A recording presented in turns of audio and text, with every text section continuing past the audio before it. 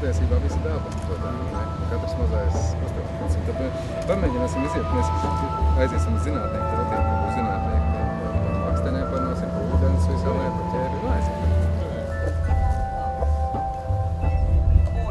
Dažas makstenes ir estēti, viņi izgrauž apaļas lapiņas un salīmē kopā. Bet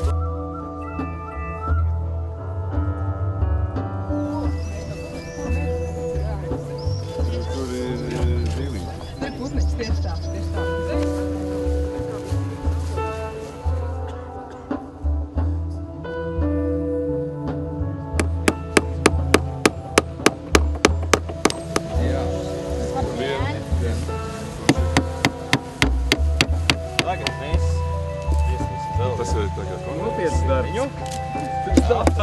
Un mēs varam iesist vēl trešo, ja būtu vēlas.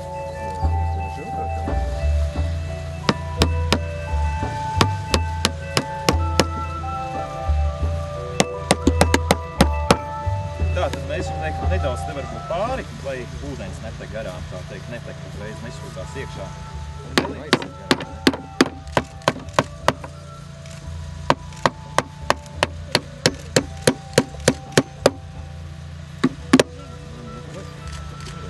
Es domāju, ka ir.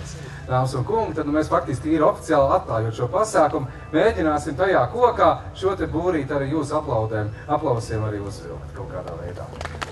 Tas arī būs pirmais putnu būrītis šajā te mīlestības saliņā. Labdien un labvakar vēlreiz visi. Un ar daudziem no jums es tikos un mēs visi bijām kopā Latvijas universitātē, kad tika izšauts starts šāviens vēlējai talkai. Un mēdzot teikt, ja kaut kas notiek 3 reizes pēc kārtas, tā esot jau tradīcija. Tātad lielā talka ir tradīcija.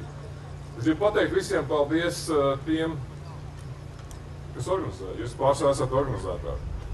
Jo tautsnieki jau ir daudz, bet viņi ir jāiedvesmo, viņiem ir jāparāda, viņi ir jāorganizē, lai viņu enerģija un vēlēšanās palīdzēt mūsu zemē būtu rezultatīvi. Un, ko es pats ieraudzīju, trešo reizi būdams tautsnieks, tās vietas, kas tika koptas iepriekšējos gados un attīrītas no atkritumiem, bija tik tīras, ka cilvēki vairāk koncentrējās uz to, kā šo vietu labi iekārtot.